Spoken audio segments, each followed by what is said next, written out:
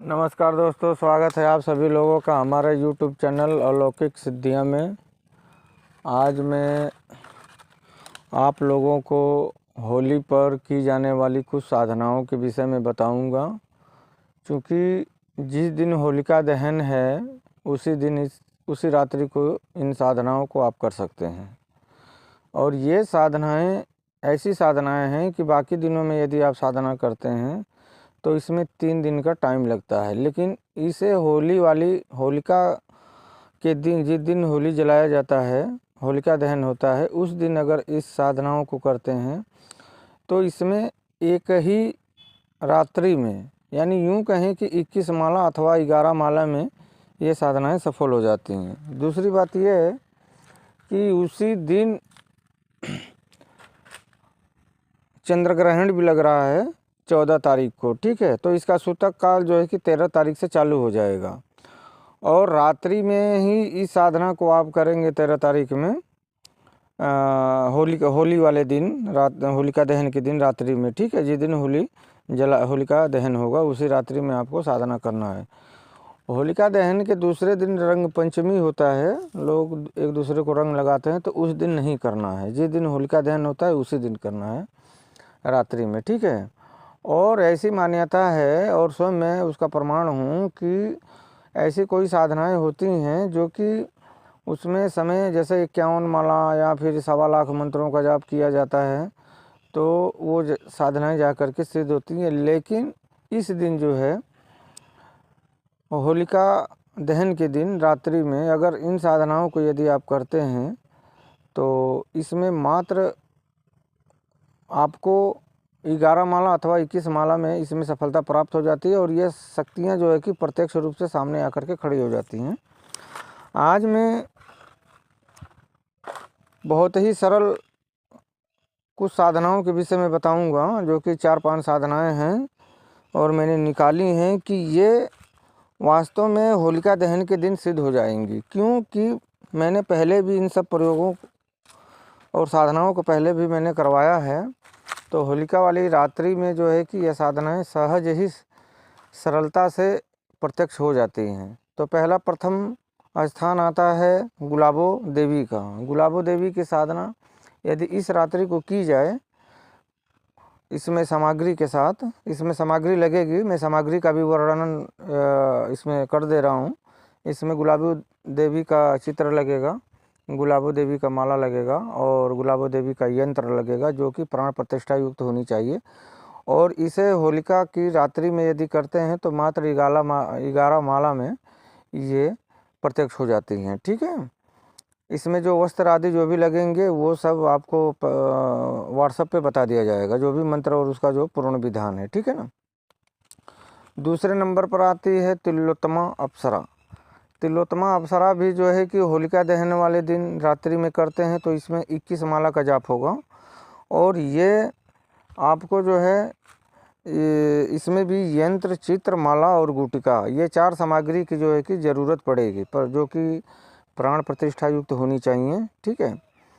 और उसके बाद तीसरा स्थान आता है रत्नमाला अप्सरा का। ये रत्नमाला को भी 21 माला में आप इसे प्रत्यक्ष कर सकते हैं। प्रत्यक्ष करने के लिए आपके पास भी रत्नमाला का चित्र, यंत्र और माला, ये 3 सामग्री का होना आवश्यक है, ठीक है।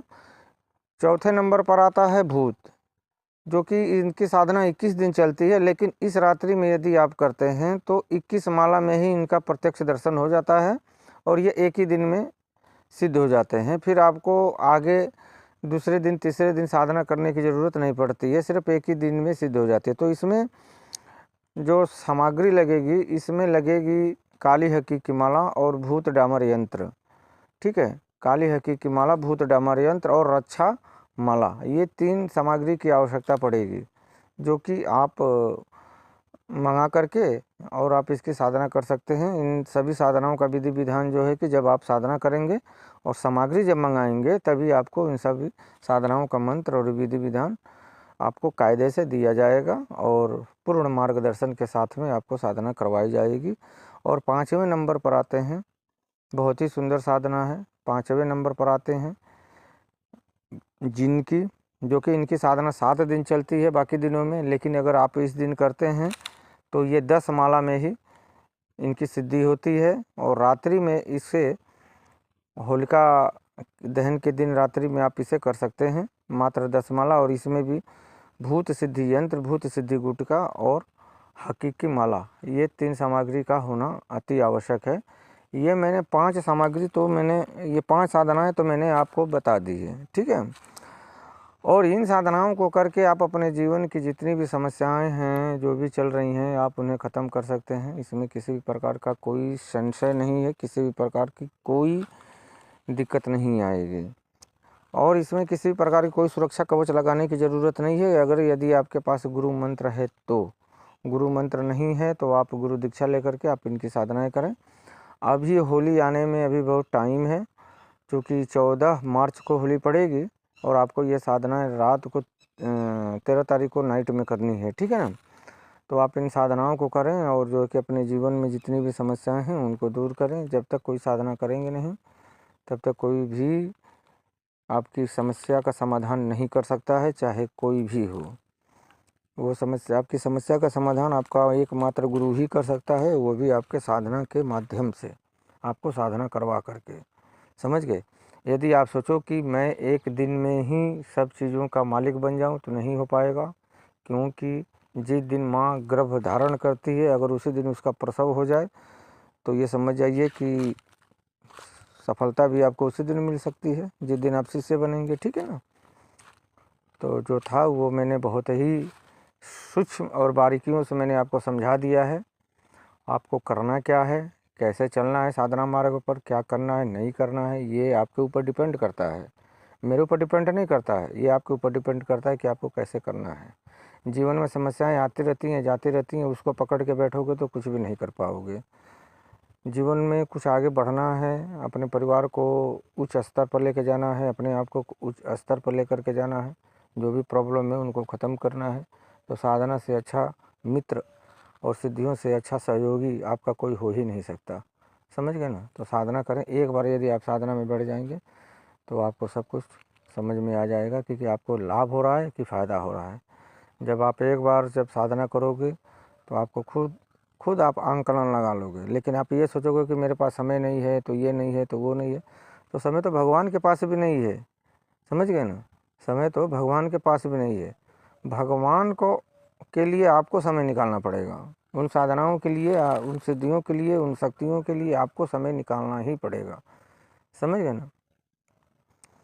तो आप साधना करें और गुरु के मार्गदर्शन में करें, अपने गुरु के देख रेख में करें और उनसे प्रॉपर गुरु दीक्षा लेकर के, गुरु मंत्र लेकर के ही साधना करें, तो साधना में सफलता मिलती ही मिलती है। और ये मेरा खुद का एक्सपीरियंस है कि बहुत से लोग जो है कि साधना करते हैं, आपने देखा होगा और सुना भी होगा। यूट्यूब तो आजकल गुरुओं का गुरु हो गया है। तो यूट्यूब चैनल पर जाइए तो पहले तो लोग गुरु खोजते थे, लेकिन अब गुरु आपके घर चल के आते हैं यूट्यूब के माध्यम से, ठीक है। तो यूट्यूब पर भी देख लीजिए, बहुत से गुरु हैं, ठीक है ना, जो कि लोगों को साधना करवाते हैं। तो आप जो भी गुरु बनाएं, जिससे भी बनाएं, जहाँ भी बनाएं, उनसे साधना लेकर के करें। और लास्ट में मैं आपको एक बहुत ही सुंदर एक मोहिनी प्रयोग में इस वीडियो के बाद मैं दूसरी वीडियो में दूंगा, उसमें भी एक सामग्री लगेगी। अब ऐसा मत सोचना कि सामग्री कहाँ से लेकर के आएँ। तो सामग्री यदि नहीं मिलती है तो आप हमें कॉल करके अथवा हमारे व्हाट्सएप नंबर पे मैसेज करके भी सामग्री के बारे में, विषय में, उसकी क्या न्यौछावर राशि है, जो भी कुछ है आप समझ सकते हैं, ठीक है ना। जय महाकाल, जय माँ कामाख्या, जय गुरुदेव।